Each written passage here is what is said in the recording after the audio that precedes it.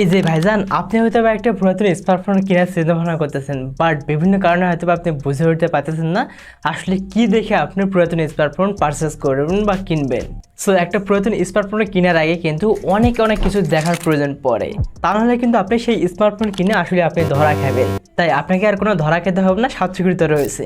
তাই আজকে সম্পূর্ণ ভিডিও দেখার পর আপনি নিজেই ফাইন্ড আউট করতে পারবেন সেই স্মার্টফোনটি আপনার জন্য কিনা ঠিকঠাক হবে কিনা।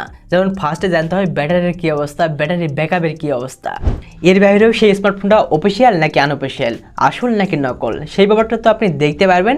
এর বাইরেও হার্ডওয়্যার কন্ডিশন কেমন, ক্যামেরা সেই সাথে ভলিউম বাটনের কী অবস্থা, সিপিইউ জিপিইউ স্কোর কেমন, প্রসেসর সেকশনটা কেমন, সেটা আপনি প্র্যাকটিক্যালিভাবে ও ডিসপ্লেও আপনি প্র্যাকটিক্যালিভাবে টেস্টিং করতে পারবেন, চেক আউট করতে পারবেন যে আসলে ডিসপ্লে ঠিকঠাক রয়েছে কিনা। সব কিছু কিন্তু আপনি জানতে পারবেন, দেখতে পারবেন, শিখতে পারবেন আজকের এই সম্পূর্ণ ভিডিও জুড়ে। হেই দেয়ার, 7 কোটি কাম হিয়ার, নিশ্চয়ই ভালো রয়েছেন। সো ফার্স্টে সেই স্মার্টফোনটিতে ছোট্ট একটি অ্যাপ্লিকেশন ইনস্টল করার প্রয়োজন পড়বে। সো ইনস্টল করার আগে এই অ্যাপটার কাজটা কি সেটাই আমি একটু সংক্ষেপে আপনাদের একটু বোঝাই দিই, তা নাহলে তো আপনি বুঝবেন না ব্যাপারটা। যেমন এই অ্যাপটার মাধ্যমে আপনি ব্যাটারির সাইকেল দেখতে পারবেন, ব্যাটারির পারফরমেন্স দেখতে পারবেন, ব্যাটারির ব্যাকআপ দেখতে পারবেন। এছাড়াও সেই স্মার্টফোনের ডিসপ্লেকে টেস্টিং করা যাবে। তার বাইরে ব্লুটুথ কানেক্টিভিটি সব কিছু আপনি কিন্তু টেস্টিং করতে পারবেন একদম প্র্যাকটিক্যালিভাবেই। তো বকবক করার আগে অ্যাপটার সাথে আপনাদের একটু পরিচয় করে দেই। তো অ্যাপটার নাম হচ্ছে ডিভাইস ইনফো। তো অ্যাপটা আপনি সঠিক লগোটা থেকে ইনস্টল করলেন, দেন সর্বপ্রথম আপনি ড্যাশবোর্ড থেকে দেখতে পারবেন সেই স্মার্টফোনের সিপিইউ স্কোর কত, জিপিইউ স্কোর কত। এছাড়াও ব্যাটারির সাইকেলটাও দেখতে পারবেন এখান থেকে। আবার এছাড়াও ব্যাটারির টেম্পারেচারও দেখতে পারবেন, কত তাপমাত্রা রয়েছে সেই ব্যাপারটাও কিন্তু আপনি দেখতে পাচ্ছেন। আবার সেই স্মার্টফোনের কতটা সেন্সর রয়েছে সেই ব্যাপারটা হয়তো আপনারা দেখতে পাচ্ছেন। যেমন আমার স্মার্টফোনে কিন্তু 50টা সেন্সর রয়েছে, সেই ব্যাপারটা হয়তো আপনারা দেখতে পাচ্ছেনই। শুধু তাই না ভাইজান, পার্ট আপনারা অপশন দেখতে পারবেন, যেমন ডিভাইস অপশন, এছাড়া সিস্টেম, সিপিইউ দেখতে পাচ্ছেন। হয়তো আমার ফোনের প্রসেসর হচ্ছে ইউনিসি টাইগার সিরিজের প্রসেসর T616, সেটাও দেখতে পাচ্ছেন। এছাড়া প্রসেসরের যাবতীয় ইন ডিটেলস কিন্তু এখানে দেওয়া রয়েছে, কয়টা কোর রয়েছে সব কিছু কিন্তু এখানে রয়েছে। আবার ব্যাটারি অপশন থেকে ব্যাটারির যাবতীয় ব্যবসাগুলো দেখতে পারবেন, টেম্পারেচার দেখতে পারবেন। এছাড়া নেটওয়ার্ক অপশন থেকে আপনারা কিন্তু নেটওয়ার্কের যাবতীয় ইনফরমেশন দেখতে পারবেন, আইপি অ্যাড্রেস থেকে শুরু করে কানেক্টিভিটি রয়েছে, ওয়াইফাই কানেক্টিভিটি, ব্লুটুথ কানেক্টিভিটি, এগুলো আপনি দেখতে পাচ্ছেন অনায়াসে এখান থেকেই। এছাড়াও এনএফসি, ইউএসবি, এগুলো আপনি কানেক্ট করতে পারবেন কিনা আপনার ডিভাইসে সেটাও কিন্তু আপনি দেখতে পারবেন। ডিসপ্লে অপশন থেকে কিন্তু আপনি দেখতে পাচ্ছেন, আর রেজুলেশন অনেক কিছু দেখতে পাচ্ছেন, মেমোরি দেখতে পারবেন, ক্যামেরা, আরও অসংখ্য অপশন হয়তো আপনারা পার্ট দেখতে পারবেন। তো আপনারা এগুলো একটু ভালোভাবে একটু দেখে নেবেন, হ্যাঁ। সো এবারে ফাইনালি কিন্তু আপনি চাইলে আপনার ডিসপ্লেকে কিন্তু টেস্ট করতে পারবেন আপনার সেই ডিসপ্লেটা ঠিকঠাক রয়েছে কিনা। সেটা করার জন্য দেখতে পারবেন একটা এই যে এআই আইকন, এখান থেকে কিন্তু আপনি ডিসপ্লে অপশন থেকে এগুলো কিন্তু আপনি পরপর ক্লিক করে দেবেন। যদি আপনাদের ক্ষেত্রে কালার পরিবর্তন হয় তাহলে বুঝে নেবেন এটা আসলে ডিসপ্লেটা ঠিকঠাক রয়েছে, আর যদি কালার পরিবর্তন না হয় তাহলে বুঝে নেবেন আসলে এখানে কিন্তু গোলমাল কিছু রয়েছে। এছাড়াও আপনি দেখতে পারবেন আপনার মাল্টিটাচ স্ক্রিনটা ঠিকঠাক রয়েছে কিনা, ফ্ল্যাশ লাইট জ্বলে কিনা সে ব্যাপারটা দেখতে পারবেন। এছাড়াও আপনার স্মার্টফোনের মাইক্রোফোনের কী অবস্থা সেটাও দেখতে পারবেন। আবার এছাড়াও দেখতে পারবেন ফিঙ্গারপ্রিন্টটা চেক আউট করতে পারবেন সেটা ঠিকঠাক রয়েছে কিনা।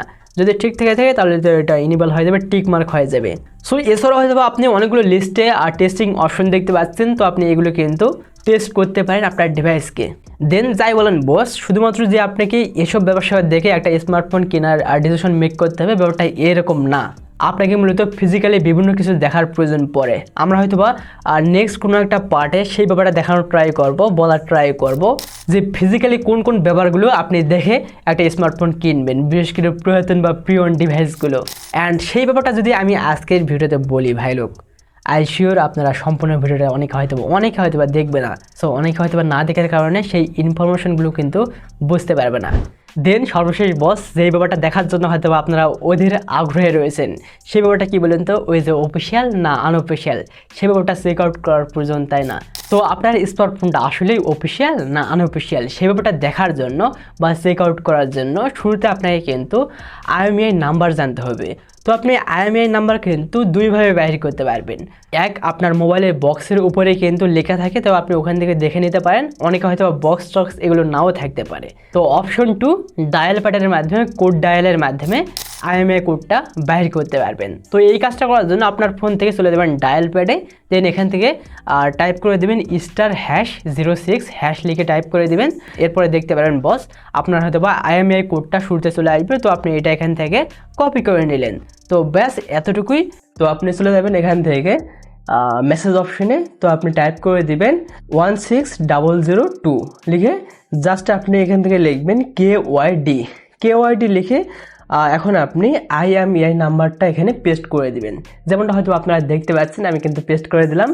তো এরপর আপনাকে এই যে সেন্ড করে দিতে হচ্ছে, তাহলে কিন্তু একটা ফ্রিতে SMS চলে আসবে। তো অবশ্যই আপনার ফোনে কিন্তু টাকা থাকার প্রয়োজন পড়বে, মেবি হয়তো 2 টাকা কাটতে পারে, আর মিনিট থাকলে কিন্তু সেরকম হবে না।